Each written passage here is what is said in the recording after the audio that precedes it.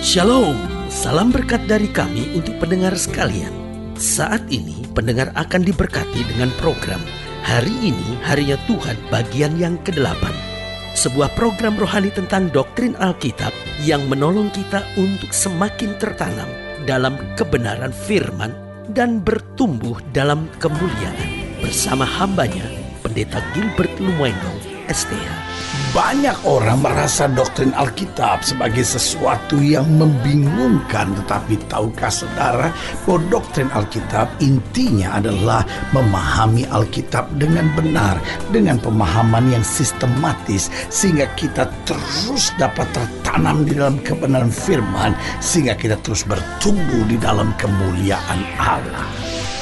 Buka hati saudara sekalian untuk menerima berkat-berkat firman-Nya hari ini.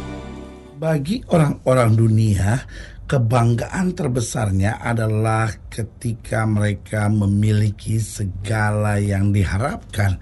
Namun bagi kita sebagai orang percaya, kebanggaan terbesar kita ketika kita menerima pilihan Allah.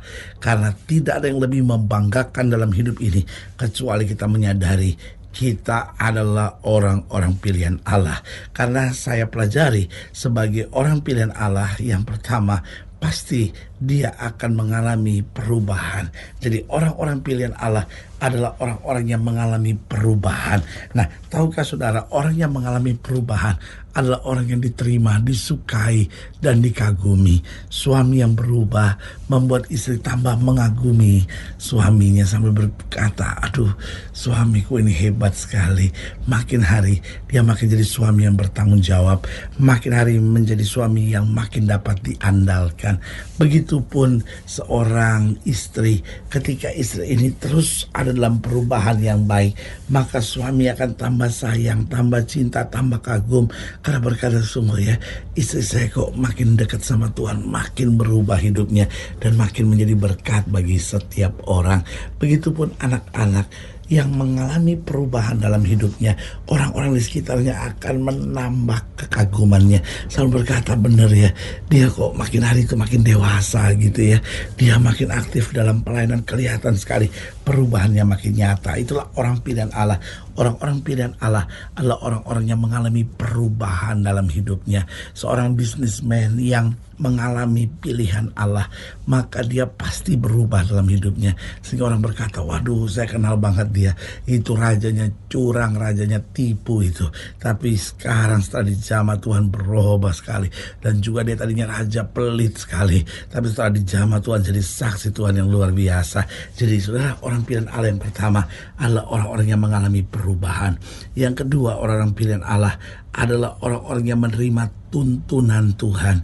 Karena orang pilihan Allah tidak lagi berjalan dengan kekuatannya sendiri, tidak lagi mengandalkan kemampuannya sendiri, tapi dia berjalan dalam tuntunan Allah.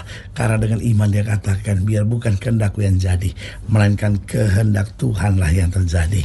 Yang ketiga, saya pelajari orang-orang pilihan Allah adalah orang-orang yang akan dipakai untuk menjadi berkat bagi banyak orang.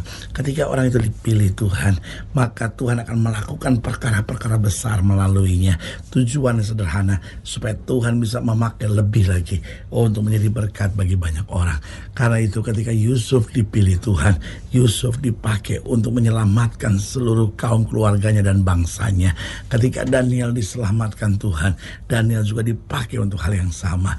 Ketika Ahasweros dan Esther dipilih oleh Tuhan, maka Tuhan juga menyelamatkan bangsa umat Allah melalui mereka. Berarti hari ini kembali saya mengingatkan orang pilihan Allah. Yang pertama, dia mengalami perubahan. Yang kedua, dia menerima tuntunan Tuhan. Yang ketiga, akan semakin disukai untuk menjadi berkat bagi banyak orang. Dan yang keempat, orang-orang pilihan Allah adalah orang-orang yang akan menyatakan kemuliaan Allah. Sehingga ketika seorang itu dipilih oleh Allah, maka mujizat, kuasa Tuhan akan dinyatakan luar biasa melalui mereka. Haleluya. Selamat datang dalam program kita hari ini, Harinya Tuhan, sebuah program rohani yang kembali mengingatkan kepada kita betapa pentingnya kita menjadikan firman Tuhan sebagai dasar keseharian hidup kita. Karena selama kita jadikan firman Tuhan sebagai dasar keseharian hidup kita, langkah-langkah ke depan kita penuh dengan kepastian, kemenangan, berkat, mujizat, dan perkara-perkara besar. Haleluya. Dan dalam program ini kita memang sedang membahas tentang orang yang dipilih Tuhan. Karena memang kebanggaan terbesar kita sebagai orang percaya ketika kita menyadari bahwa Allah di atas segala Allah, Tuhan di atas segala Tuhan, Raja di atas segala Raja, berkenan memilih kita untuk menjadi umat kepunyaannya sendiri. Haleluya. Nah, saudara yang kasih dalam Tuhan, dalam pembahasan kita tentang orang pilihan Tuhan, kita mau sama-sama belajar dari 1 Samuel pasal 10, 1 Samuel pasal 10 ayat yang ke-17 sampai ayat yang ke-27. 1 Samuel pasal 10 ayat 17 sampai ayat yang ke-27. Kita mau pelajari sama-sama di bawah judul perikop Saul menjadi raja dengan undian. 1 Samuel 10 ayat 17 sampai 27, demikian firman Tuhan. Kemudian Samuel mengerahkan bangsa itu ke hadapan Tuhan di Mizpah, dan ia berkata kepada orang Israel itu, beginilah firman Tuhan Allah Israel, aku telah menuntut orang Israel keluar dari Mesir, dan telah melepaskan kamu dari tangan orang Mesir dan dari tangan segala kerajaan yang menindas kamu. Tetapi sekarang kamu menolak Allahmu yang menyelamatkan kamu dari segala malapetaka dan kesusahanmu dengan berkata, tidak, angkatlah seorang raja atas kami. Maka sebab itu berdirilah kamu di hadapan Tuhan menurut sukumu dan menurut kaummu. Lalu Samuel menyuruh segala suku Israel tampil ke muka, maka didapati suku Benyamin. Sesudah itu disuruhnyalah suku Benyamin tampil ke muka menurut kaum keluarganya.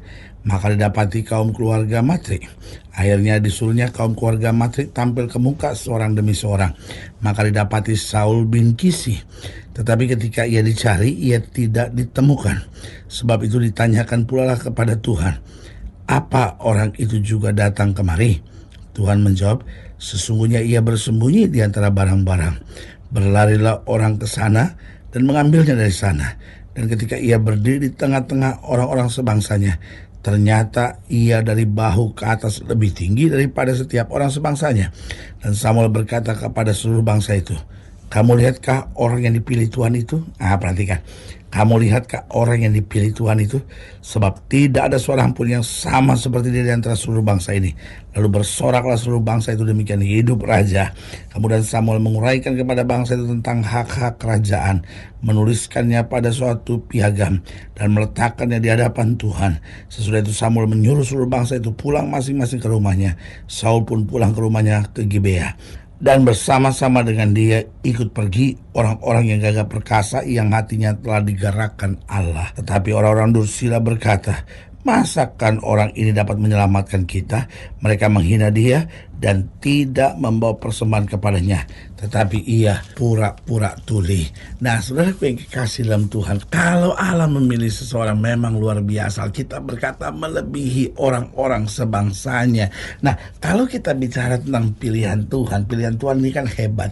Nah, pertanyaan kemudian adalah apa dasarnya? Kenapa seorang dipilih Tuhan?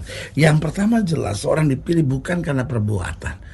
Karena Alkitab jelas berkata, bukan kamu yang memilih aku, tetapi akulah yang memilih kamu. Jadi jelas dasar Allah memilih kita yang pertama adalah kasih karunia. Karena itu Alkitab berkata kita diselamatkan bukan oleh perbuatan, tapi kita diselamatkan oleh anugerah. Kita diselamatkan oleh kasih karunia. Berarti dasar pilihan Allah jelas. It's not about us, it's about Him. Bukan soal kita, kemampuan kita, kehebatan kita, segala hal-hal yang baik dari dalam kita. Bukan soal itu, tapi soal kasih karunia, soal kematian yang di atas kayu salib, soal darahnya yang tertumpah, soal kasihnya buat kita. Itu yang menjadi dasar pemilihan Tuhan. Kalau dasar pemilihan Tuhan adalah karakter kita, kemampuan kita, maka kita semua sudah kena diskualifikasi. Tetapi justru karena kasih karunia, kita dipilih oleh Allah. Karena itu Paulus berkata dengan tegas, dari sekalian rasul, akulah rasul yang paling hina, tetapi karena kasih karunia Allah, Dia telah memilih aku. Jadi jelas dasar pilihan Allah, kasih karunia Allah. Yang kedua dasar pilihan Allah, yaitu kesiapan untuk diajar dan dibentuk serta diproses oleh Tuhan. Walaupun Allah menyatakan kasih karunia-Nya, tetapi kalau kita nggak mau diajar, kita nggak mau dibentuk, kita nggak mau diproses oleh Tuhan. Karena tiga hal itu kunci pilihan. Setelah Allah menentukan pilihannya lewat kasih karunia, karena itu Dia ajar kita, Dia bentuk kita, Dia proses kita. Karena orang-orang yang dipilih Allah mau disempurnakan dan dilayakkan oleh Allah.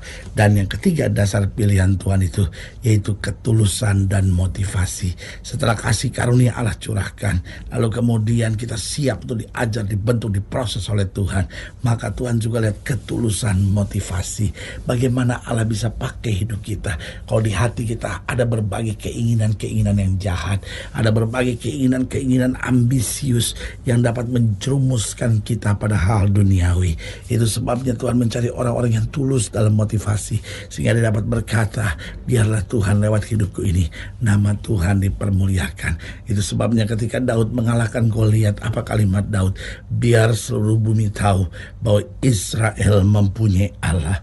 Berarti dia punya motivasi yang tulus agar nama Allahnya dipermuliakan, bukan kemampuan yang dikagumi orang.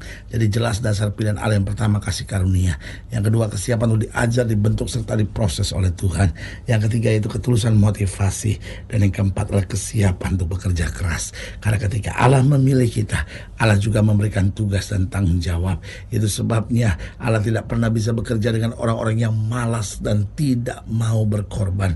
Tuhan mencari orang-orang yang mau berjuang, mau bekerja keras, mau berkata, Tuhan, karena kasih karuniamu sudah dicurahkan, aku mau berjuang untuk membalas segala kasih-Mu kepadaku. Haleluya. Saudara yang kasih dalam Tuhan, jika sedang dilayani lebih jauh, hubungi kami melalui telepon, hubungi kami melalui surat, kunjungi website kami, karena kami ada untuk membawa Bapak Ibu Saudara senantiasa lebih dekat pada Tuhan dan mengalami kasih kuasa mujizat yang luar biasa. Haleluya. Secara khusus melalui program ini juga saya mau berdoa buat setiap saudara yang sakit, setiap saudara yang berbeban berat, karena saya percaya bahwa bagi Allah tidak ada perkara yang mustahil. Nah, saudara yang didoakan secara khusus boleh taruh tangan kanan saudara di dada dan kita berdoa. Mari kita berdoa. Bapa, dalam nama Yesus, hamba doa buat yang sakit, hamba doa buat yang berbeban berat, hamba doa untuk setiap mereka yang sedang menghadapi masa-masa yang sukar, karena hamba percaya bahwa bagi Allah tidak ada perkara yang mustahil. Bapa, hamba berdoa di dalam nama Yesus, Tuhan jamah, yang sakit Tuhan sembuhkan, yang lemah Tuhan kuatkan, yang susah Tuhan hiburkan, yang jatuh Tuhan angkat, sehingga hari-hari penuh kemenangan boleh berlaku. Bahkan hamba doa buat mereka yang taruh tangan kanannya di dada, sehingga kami meyakini bahwa Tuhan telah memilih kami, sehingga kami berjalan dalam kasih karunia, kami berjalan dengan kesiapan untuk diajar, dibentuk, diproses oleh Tuhan, memiliki ketulusan motivasi, dan akhirnya siap untuk bekerja keras. Di dalam nama Yesus kami berdoa. Haleluya. Amin. Dan saudara yang kasih dalam Tuhan, kita sudah berdoa. Ingat, Allah tidak pernah lalai menepati janjinya. Inilah saatnya buat kita untuk bangkit, bersemangat, bersukacita dalam menghadapi segala perkara. Karena kita tahu Yesus hidup, Yesus berkuasa dan selalu menyediakan yang terbaik buat anak-anaknya. Doa saya menyertai saudara. Sampai berjumpa pada program berikut, dan jangan lupa jadikan hari ini hari yang Tuhan. Haleluya.